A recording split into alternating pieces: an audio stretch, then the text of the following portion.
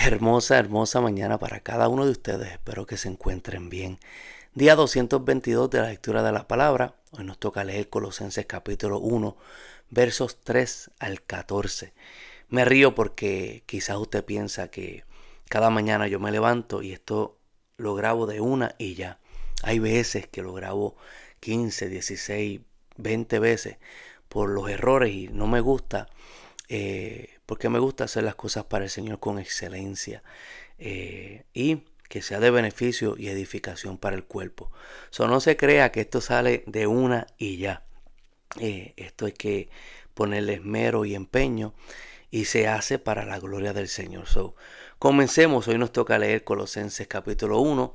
Abra la Biblia y leámosla junto en el verso 3. Dice así: Siempre oramos por ustedes y le damos gracias a Dios el Padre de nuestro Señor Jesucristo, porque hemos oído de su fe en Cristo Jesús y del amor que tienen por todo el cuerpo de Dios. Ambas cosas provienen de la firme esperanza puesta en lo que Dios les ha reservado en el cielo. Ustedes han tenido esa esperanza desde la primera vez que escucharon la verdad de la buena noticia.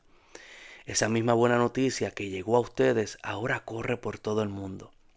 Da fruto en todas partes mediante el cambio de vida que produce, así como les cambió la vida a ustedes desde el día que oyeron y entendieron por primera vez la verdad de la maravillosa gracia de Dios. Ustedes se enteraron de la buena noticia por medio de Epafras, que era el pastor en esa iglesia, nuestro amado colaborador. Él es fiel servidor de Cristo y nos ayuda en nombre de ustedes. Nos contó del amor por los demás que el Espíritu Santo les ha dado. Así que, desde que supimos de ustedes, no dejamos de tenerlos presentes en nuestras oraciones. Le pedimos a Dios que les dé pleno conocimiento de su voluntad y que les conceda sabiduría y comprensión espiritual. Entonces, la forma en que vivan siempre honrará y agradará al Señor, y sus vidas producirán toda clase de buen fruto. Mientras tanto, irán creciendo a medida que aprendan a conocer a Dios más y más. También pedimos que se fortalezcan con todo el glorioso poder de Dios para que tengan toda la constancia y la paciencia que necesitan. Mi deseo es que estén llenos de alegría y den siempre gracias al Padre. Él los hizo aptos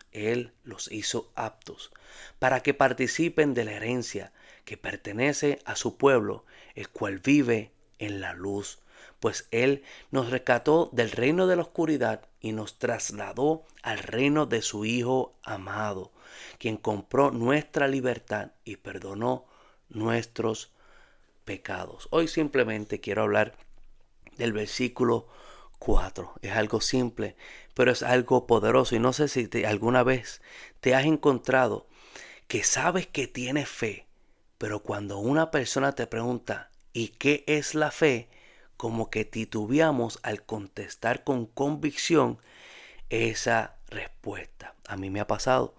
¿Qué es pues la fe? La fe proviene, vamos a entenderla, de la palabra pistis, que significa estar persuadido de algo que es verdadero y certero. Algo que es verdadero y certero y lo creemos. Es mucho más que una simple aceptación intelectual, pues implica no simplemente creencia, sino obediencia. Pistis viene de la palabra peito, que significa confiar, persuadir u obedecer. Significa confiar, persuadir u obedecer. Esta palabra es un verbo, es una acción. La fe no es simplemente un sustantivo o un adjetivo. No sé mucho de español porque me crié acá, pero sé lo que es un verbo. Y un verbo es una acción. La fe es una acción. Los conceptos de obediencia y fe son usados de manera equivalente a lo largo del Nuevo Testamento para describir la fe verdadera. Romanos 15, 18 dice: sin embargo, no me atrevo a jactarme, este es Pablo. Sin embargo, no me atrevo a jactarme de nada, salvo de lo que Cristo ha hecho por medio de mí al llevar a los gentiles, a todos nosotros, a Dios a través de mi mensaje y de la manera que he trabajado entre ellos. No solamente predico o enseño o disipulo, sino que también por causa de mi trabajo, de las buenas obras, los gentiles han creído en el Evangelio. Primera de Pedro 4:17 también dice, porque es tiempo de que el juicio de Dios comience por la casa de Dios. Hay mucha gente dando juicios por ahí y se supone que el juicio comience con uno mismo, comience con la casa de Dios. Y si primero comienza con nosotros, ¿cuál será el fin de aquellos que no obedecen al Evangelio de Dios? Ahí está la palabra obedecer. La Biblia también habla de la obediencia de la fe. Romanos 16:26 dice, pero ¿qué ha sido manifestado ahora? Y que por las escrituras de los profetas, según el mandamiento de Dios eterno, se ha dado a conocer todas las gentes, se ha dado a conocer a todas las gentes para que obedezcan a la fe. Para que obedezcan a la fe. Hechos 6:7 dice, y crecía la palabra del Señor, y el número de los discípulos se multiplicaba grandemente en Jerusalén. Qué bonito, ¿verdad? La iglesia creciendo. ¿Solamente crecía? No. También muchos de los sacerdotes obedecían a la fe. La fe conlleva persuadir, creer y obedecer. La fe bíblica no es un salto al vacío. Está basada en hechos y fundamentos en la evidencia. El autor de la carta de los Hebreos define la fe de esta forma. Es pues la fe, la certeza de lo que se espera y la convicción de aquello que no se ve. La fe otorga y atribuye, proporciona seguridad y certeza a las realidades que aún quizás no podemos ver. No sé si te ha pasado que te sientes un día aventurado y pones el GPS y quieres ir a un lugar donde no has nunca ido y te confías del GPS, y aunque vas por ese camino, por la carretera, puedes ver una curva, pero no ves después de la curva el destino o dónde prosigue la calle. Tú confías que esa calle fue diseñada para llevarte al destino final, una playa, un campo, un restaurante, ¿verdad? Porque las calles son diseñadas para llevarnos de un lugar a otro. Uno no sale de una casa y dice, esta calle puede ser que me tire por un barranco. Uno va confiado, con la fe de que el diseño de esa carretera fue hecho para llevarnos de punto a punto B. También como pasa con un restaurante, ¿verdad? Si una familia o un amigo de confianza te dice, ve a ese restaurante porque cocinan bueno, tú confías en el mensaje, en esa buena noticia que esa persona te da, que tienes que ir a ese restaurante, y confías que cuando te está diciendo ese restaurante es bueno, no simplemente la comida es buena, sino que el procedimiento de cómo hacen la comida también es propio. Y no le pone fe por esa evidencia. La fe no es ciega. Las escrituras definen con precisión la fe salvadora, y así debemos entenderla, ya que existe una fe también que es muerta, que no salva y que no proporciona una seguridad, sino que proporciona una seguridad falsa. Hay una fe que es para vida eterna y hay una fe que es muerta, que no proporciona ninguna seguridad. Y eso a mí me chocó, porque si te sientes que tu fe no te da la certeza, como dice Pablo, de las cosas que el Señor ha reservado para ti y para mí en el cielo, puede ser, hay que examinarlo, que tengas una fe muerta. La fe verdadera es una certeza de lo que se espera y una convicción de las cosas que no se ven. Santiago 2:14-26 habla de esto. Dice, amados hermanos, ¿de qué le sirve a uno decir que tiene fe y no la demuestra con buenas obras? ¿Puede esa clase de fe salvar a alguien? Supónganse que ven a un hermano o a una hermana que no tiene de comer y no tiene con qué vestirse. Y uno de ustedes dice, adiós, que tengas un buen día, abrígate bien y aliméntate, pero no le da alimento ni ropa. ¿Para qué le sirve su fe? Como puede ver, la fe por sí sola no es suficiente, a menos que produzca buenas acciones.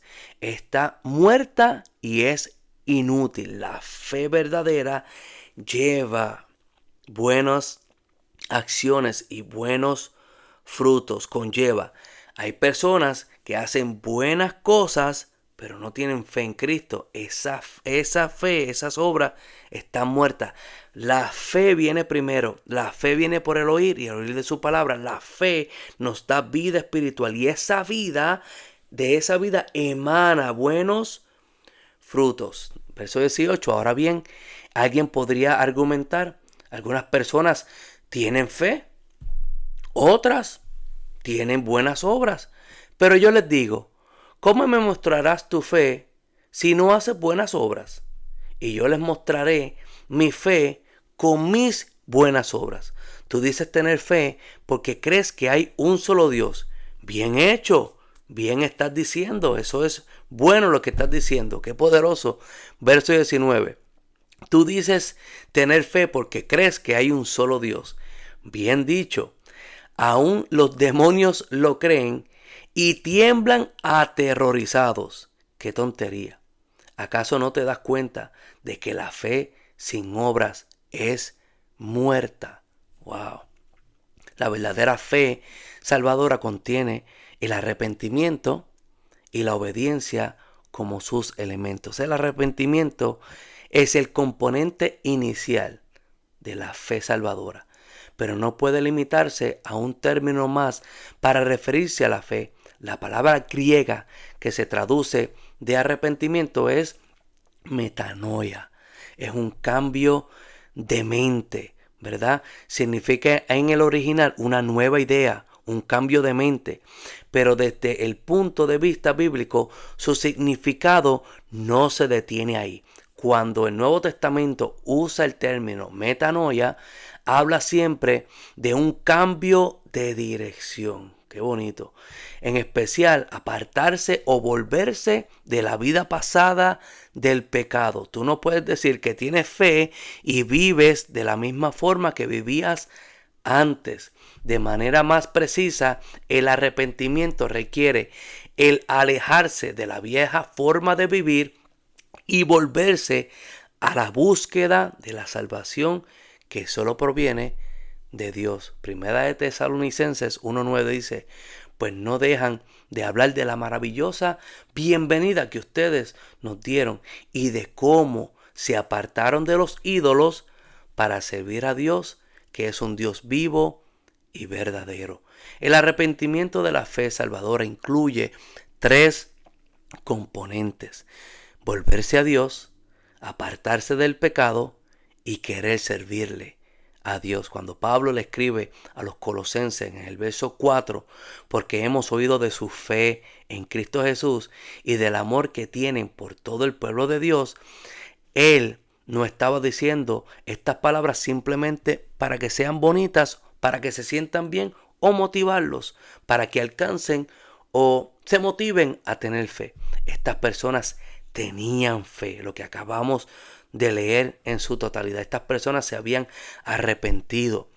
Estas personas se habían alejado de los ídolos, se habían alejado de su pecado y se habían vuelto a la búsqueda en la salvación a través de su fe, en la cual emanan buenas obras. Qué lindo, ¿verdad? Romanos 10:17 y termino, dice, así que la fe viene por el oír y el oír de la palabra. Hoy has escuchado la palabra.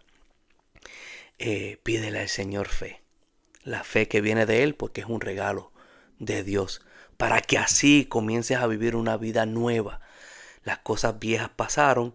He aquí, todas son hechas nuevas en el Señor. Y comencemos a vivir una vida de buenas acciones. No simplemente para buscar el favor de Dios o agradar a Dios, porque no es así. Primero es la fe en lo que ocurrió, en la cruz del Calvario, que su Hijo dio su vida por nosotros para poder tener fe y poder cambiar nuestra forma de pensar, arrepentirnos y vivir una vida que emana buenas obras. Que la paz del Señor esté con ustedes. Hermoso, hermoso miércoles.